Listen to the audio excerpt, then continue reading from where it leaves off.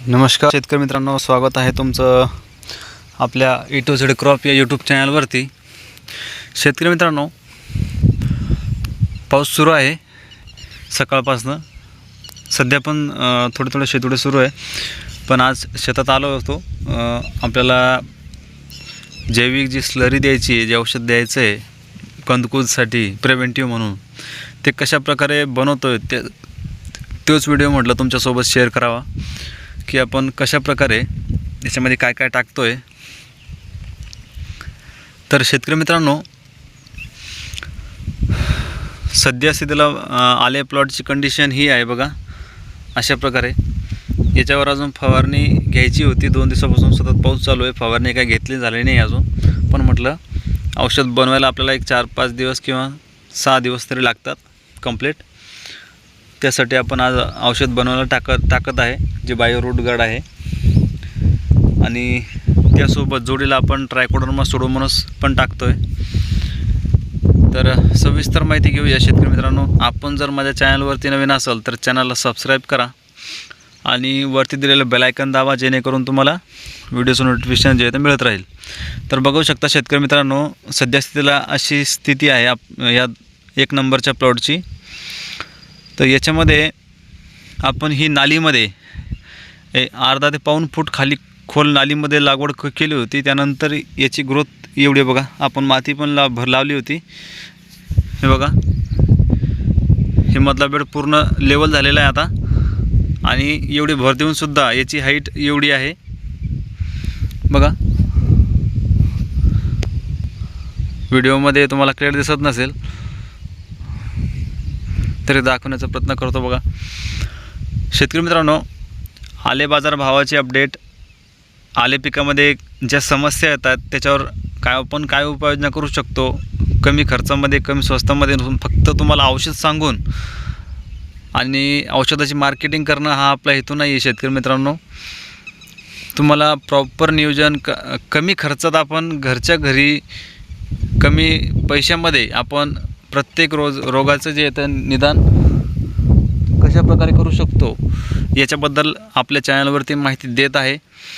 तर शेतकरी मित्रांनो, यावर्षी जे तर बरेच शेतकऱ्यांना हिटिंगचा प्रॉब्लेम झालेला आहे अद्रक पिकामध्ये, ज्याच्यामुळे उगवण्यावर भरपूर असा परिणाम झालेला आहे। त्यासाठी तुम्ही ह्युमिक सोडू शकता। त्यानंतर बरेचसे सेविड, ॲमिनो ॲसिड आणि ह्युमिक ॲसिड, ह्या 3-4 गोष्टीचं मी तुम्हाला मागच्या व्हिडिओमध्ये पण सांगितलं की ह्या 3 गोष्टी, या 3चे 4 कंटेंट आहे। सीविड एक पहिलं तर सीविड, नंतर ॲमिनो, फुलविक आणि ह्युमिक, हे 3ही कंटेंट जे तुम्ही स्पेशल सोडा, किंवा कोणत्याही प्रोडक्टमध्ये, कोणत्याही कंपनीच्या प्रोडक्टमध्ये हे 4ही असले घटक असेल तर ह्या चारही घटक जे तुम्हाला ड्रिपने सोडायचं आहे। त्यामुळे तुमच्या या आले अद्रकीच्या पिकाची जी काळोखी पण वाढणार आहे, शेंडा मजबूत निघणार आहे, कोंब जोमदार निघणार आहे, पांढऱ्या मुळीची वाढ भरपूर प्रमाणात होणार आहे। तर ह्या सगळ्या गोष्टी ज्या आहेत याच्यामुळे क्लिअर होईल। मी एकच औषध कोणाला रिकमेंडेशन करत नाही आहे क्वालिटीसाठी, फुटव्यासाठी, याच्यासाठी तुम्ही दर 1 महिन्याला एकदा सोडा, फक्त भयानक रिझल्ट येतील तुम्हाला। तर आता आपण बघूया की आपण कशा प्रकारे, आता बघा हा 500 लिटरचा ड्रम आहे, याच्यामध्ये आपण अर्धी जी टाकी आहे ती भरलेली आहे, आणि याच्यामध्ये औषध टाकलेलं आहे अगोदर। आता इथं मोबाईल धरायला कोणी नसल्या कारणाने मी औषध काढून याच्यामध्ये टाकून दिलं आहे। तर बघा, आपण याच्यामध्ये जे तर पूर्ण जैविक हे जे औषध वापरत असतो जमिनीतून, त्यापैकी हे ट्रायकोडर्मा सुडोमोनास बायोट्रस्टचं आहे, युनिव्हर्सलचं। याच्यामध्ये Trichoderma plus Pseudomonas plus bacillus subtitles हे 3ही घटक आहे।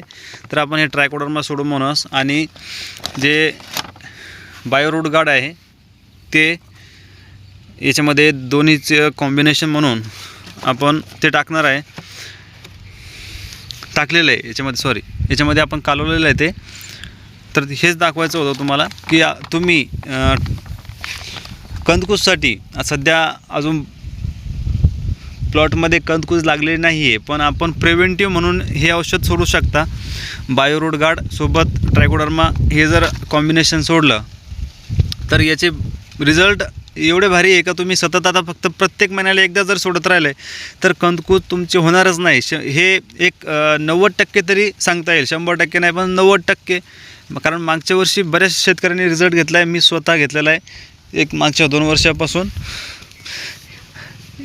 एकही आले प्लॉटला जमिनीमधून एकही कीटनाशक बुरशीनाशक केमिकल आपण सोडत नाही आहे. फक्त बायोरूट गार्ड आणि सुडोमोनास ट्रायकोडर्मा हे कॉम्बिनेशन देऊन प्रत्येक वेळी दर महिन्याला आपण त्याची स्लरी करून मग ड्रिपनं सोडतो, डायरेक्टली सोडत नाही शेतकरी मित्रांनो. बायोरूट गार्ड झाडे आणि हे ट्रायकोडर्मा हे दोन्हीचं मिक्स करून औषध बनवलं जातं. बघा हे जे औषध आहे सध्या टाकलेलं आहे. आता ज्यावेळेस याच्या थोडाफार फेस आलेला आहे याला, आता याला एक 4 ते 5 दिवस कमीत कमी, जास्तीत जास्त 7 दिवस याला आपल्याला दररोज एकदा तरी ढवळायचं आहे. त्यानंतर 5व्या-6व्या दिवशी याच्यामध्ये चांगल्यापैकी उग्रवास येईल आणि पूर्ण हा फेसाचा याच्यामध्ये जो फेस आहे पूर्ण थर येईल वरती. त्यावेळेस समजायचं की 5-6 दिवसानंतर हे औषध आपल्याला सोडायसाठी चालतं आहे. तर त्यावेळेस ड्रिपनं सोडू शकता किंवा डायरेक्ट ड्रिचिंग पण सुद्धा तुम्ही करू शकता. आता बघा या प्लॉटला आता एक महिना जवळजवळ 20 दिवस होत आहे. तर आता आपण 2 वेळेस याला ड्रिचिंग केलेली, एक लागवडीच्या अगोदर आणि लागवडीच्या नंतर 1 महिन्याने 15 दिवसापूर्वी. आता हे टाकलेलं आहे, तर हे आता आपण 5-7 दिवसानंतर सोडणार आहे. जवळजवळ आता ही दुसरी ड्रिचिंग आपली तिसरी ड्रिचिंग आहे. तर याच्यात काही जास्त खर्च नाही शेतकरी मित्रांनो. याला फक्त 2 किलो गूळ लागतं आहे. त्यानंतर हे औषध काढून टाकायचं त्याच्यामध्ये. जर तुम्हाला सुद्धा प्रिव्हेंटिव्ह म्हणून हे वापरायचं असेल बायोरूट गार्ड तर ते आपल्याकडे मिळतं आहे. इच्छुक शेतकऱ्यांनी व्हॉट्सअपवरती आपला ॲड्रेस आणि आपले किती प्लॉट आहे त्यानुसार एका प्लॉटला 2 लिटर सोडायचं असतं. तर त्याप्रमाणे तुम्हाला बाय पोस्टाने तुमच्या घरपोच मिळेल. धन्यवाद.